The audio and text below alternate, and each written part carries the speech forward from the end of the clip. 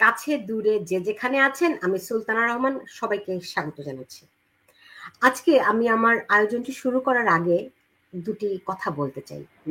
একটি প্রোফাইল, একটা ক্লারিফিকেশন, একটা দায়। আমি গত প্রায় ৩০ বছর ধরে সাংবাদিকতা করছি। শুরু থেকেই আমি নিজেকে একজন অনুসন্ধানী সাংবাদিক হিসেবে তৈরি করেছি এবং সেই ৯৬-৯৭ সালের কথা, যখন বাংলাদেশে খুব অল্প কজন নারী রিপোর্টার হিসেবে কাজ করতেন, আমি তাদের একজন। এবং আমি কখনোই খুব ট্র্যাডিশনাল সাংবাদিকতা করিনি। সবসময় আমি একটু অফ ট্র্যাকে কাজ করেছি। বিভিন্ন প্রতিষ্ঠানে আমি কাজ করেছি।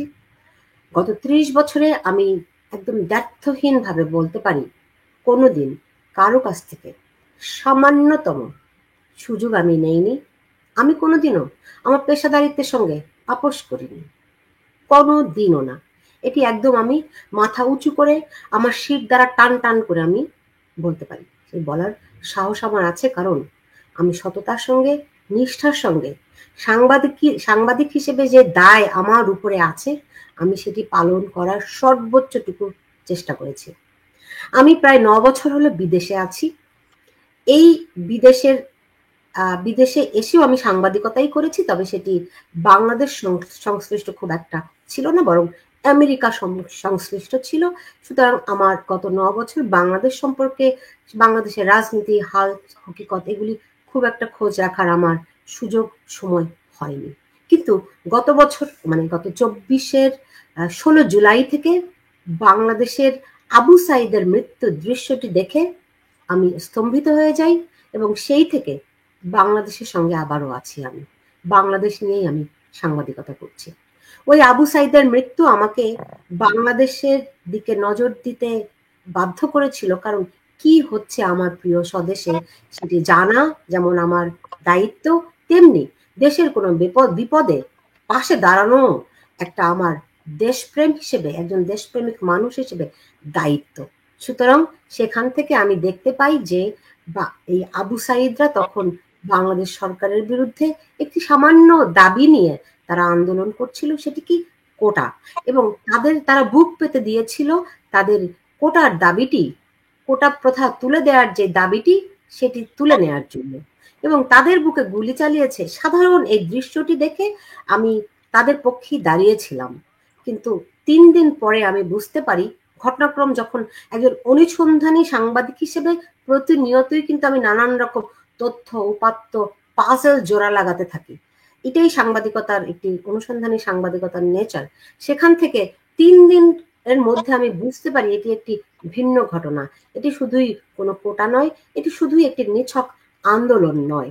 যাই হোক, তার পরবর্তীতে আমার ভূমিকাগুলো আপনারা দেখেছেন, অনেকেই জানেন। কিন্তু এর আগে একটু প্রেক্ষাপট আছে, সেটি হচ্ছে গত বছরের ২৪শে জুলাই, ২০২৪-এর ৪ঠা জুলাই থেকে আমি আমার এই পোর্টালটি শুরু করেছিলাম, নিউ ইয়র্ক বাংলা লাইফ। সাংবাদিকতা আমার নেশা, আমার পেশা। আমি এই পেশাটিকে অসম্ভব রকম ভালোবাসি এবং আজীবন আমি বলেছি সততার সঙ্গে এই পেশাটিকে, আপনি যখন ধর্মচর্চা যেভাবে করে করেন, আমার এই পেশা আমার কাছে সেই ধর্মচর্চার মতোই, যা দিয়ে আমি মানুষের পাশে দাঁড়াতে পারি। সেই দায় থেকে আমি গত বছর ৪ঠা জুলাই আমার এই প্রতিষ্ঠানটি গড়ে তোলার চেষ্টা করি। আমি আমেরিকার বাংলাদেশিদের জন্য আমার এই আয়োজনটি করেছিলাম, যে নিউ ইয়র্ক বাংলা লাইফ নামে। নামের মধ্যে দিয়ে আপনারা বুঝতে পারেন এটি নিয়ে আমার বাংলাদেশ সংক্রান্ত কোনো বিষয় আমার ছিল না, বরং প্রবাসে যে আমরা বাংলাদেশিরা রয়েছি তাদের জন্য আমি এই প্ল্যাটফর্মটি গড়ে তুলতে চেয়েছিলাম। 4th of জুলাই আমেরিকার স্বাধীনতা দিবসে আমি শুরু করেছিলাম। এরপর ১৬ জুলাইয়ের ঘটনা আপনারা জানেন। তারপরে বাংলাদেশে অনেকদিন ২ দিন ইন্টারনেট ছিল না। অনেক রকম বাধা বিঘ্ন পেরিয়ে শেষ পর্যন্ত আমি যখন দেখলাম আমার দেশ একটি গভীর খাদে পড়েছে, দেশের অস্তিত্ব একটা হুমকির মধ্যে পড়েছে, তখন থেকে আমার পুরো দৃষ্টি আমি বাংলাদেশ কেন্দ্রিক করেছি। কারণ এটি আমার দায়িত্ব। এখনো পর্যন্ত আমি সেই দায়িত্বে অবিচল রয়েছি। এবং আপনাদেরকে আমি দ্ব্যর্থহীনভাবে বলতে চাই, এই প্রতিষ্ঠানটি গত একটি বছর ধরে যে আমি কাজটি করছি, এটি আমার গায়ের রক্ত পানি করা অর্থ দিয়ে আমি নিজে করেছি। এখানে কারো কোনো এতটুকু সাহায্য সহযোগিতা, অনেকের ইন্সপায়ারেশন আছে অনেকেই, কিন্তু পুরো আর্থিক যোগানটি আমার নিজের।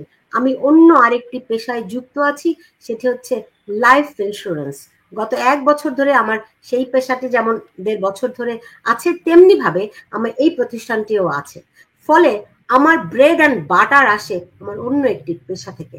সেটির পাশাপাশি আমার, যেহেতু আমি বলেছি এটি আমার আমার নেশা, সাংবাদিকতা আমার একটা বলবো ধর্মচর্চার মতো, ইবাদতের মতো। আমি সেটি খুবই নিষ্ঠার সঙ্গে করি। সেখান থেকে আপনাদের যে ভালোবাসা আমি পেয়েছি, সেটি আমি কোনোদিনও ভুলব না। কিন্তু আমি দেখছি আওয়ামী লীগের একটি অংশ আমাকে নিয়ে, আমার প্রতিষ্ঠানকে নিয়ে নানান রকম কথাবার্তা রটাচ্ছে। আমার মনে হয় তারা এ যুগেরই মোশতাক। আপনারা বিষয়টি বিবেচনা করে দেখবেন। আমি ওপেন চ্যালেঞ্জ দিচ্ছি, কেউ যদি দেখাতে পারে আমি কোনোদিনও কারো কোনো দলীয় আনুগত্য নিয়ে কাজ করেছি, আমি, আপনারা যেই সাজা আমাকে দেবেন আমি মাথা পেতে নেব। কেউ যদি প্রমাণ করতে পারে কারো কাছ থেকে আমি কোনো অর্থ নিয়েছি, কোনো ফান্ড নিয়েছি, আমি ওপেন চ্যালেঞ্জ দিয়ে বলছি, আপনারা যে সাজা আমাকে দেবেন আমি মাথা পেতে নেব। আজকে এই আমার এই প্রতিষ্ঠানের সঙ্গে আপনারা আছেন। 1 বছরে আজকে আপনারা প্রায় আমার পরিবারের সংখ্যা প্রায় 2 লাখ ছাড়িয়ে গেছে। আপনাদের ভালোবাসা পেয়েই কিন্তু আমি অগ্রসর হচ্ছি।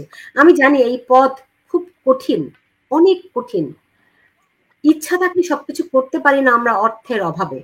কিন্তু তারপরেও আমরা মানে নিতান্ত, মানে বলে না যে ইচ্ছা থাকলে উপায় হয়, ঠিক সেই রকম ইচ্ছা আকাঙ্ক্ষা থেকে, দেশের প্রতি দায়বোধ থেকে যে কাজটি আমি করছি, সেই কাজের পেছনে আপনাদের প্রেরণা আমার সবচেয়ে বড় শক্তি।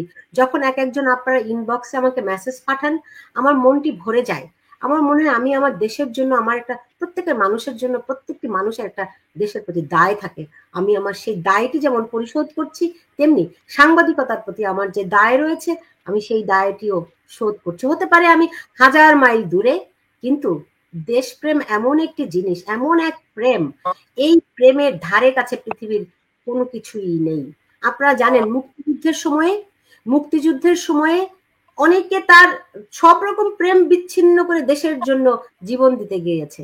ঠিক এরকমই আমার কাছে মনে হয় আমি একটা যুদ্ধের মধ্যে রয়েছি। তবে আমি খুব স্পষ্ট কণ্ঠে আজকে আপনাদেরকে বলি, আমার এই প্রতিষ্ঠানটি এককভাবে দায় আমার, এককভাবে আমার জবাবদিহিতা শুধুমাত্র আপনাদের কাছেই, এই পৃথিবীর আর কারো কাছে নয়। আপনারা আমার প্রেরণা, এবং আমার নিজের যতটুকু আর্থিক সামর্থ্য রয়েছে শুধুমাত্র সেটুকুকে পুঁজি করে আমি এই প্রতিষ্ঠানটি পরিচালিত করছি। আমার একটা আমরা অল্প কয়েকজন একটি সহকর্মী আছে আমাদের, তারাও বলতে পারেন যে নিজের সবটুকু শ্রম মেধা ঢেলে এই কাজটুকু আমরা করছি, কারণ দেশের জন্য। আমরা আওয়ামী লীগের জন্য কাজ করছি না, আওয়ামী লীগের প্রতি আমাদের কোনো দায় নেই, কিন্তু বাংলাদেশের প্রতি আমাদের দায় আছে। তেমনি আমাদের দায় আছে বাংলাদেশের যে 30 লাখ শহীদ দেশের জন্য জীবন দিয়েছেন, তাদের প্রতি আমাদের দায় রয়েছে। আমাদের দায় রয়েছে আমাদের জাতির পিতা বঙ্গবন্ধুর প্রতি। আমি সেই দায় পরিশোধ করছি। এর বাইরে মুক্তিযুদ্ধ, বঙ্গবন্ধু, এর বাইরে কোনো দলের প্রতি, কারো প্রতি আমাদের কোনো দায় নেই। বাংলাদেশ, মুক্তিযুদ্ধ, বঙ্গবন্ধু, এই 3টি বিষয় আমরা বুকে ধারণ করি, লালন করি, এবং এটি রক্ষার জন্য আমাদের যা কিছু করা প্রয়োজন হবে আমরা তাই করব, এবং সততার সঙ্গে, নিষ্ঠার সঙ্গে। এই পৃথিবীর কোনো দলের প্রতি আমাদের সামান্যতম আনুগত্য নেই।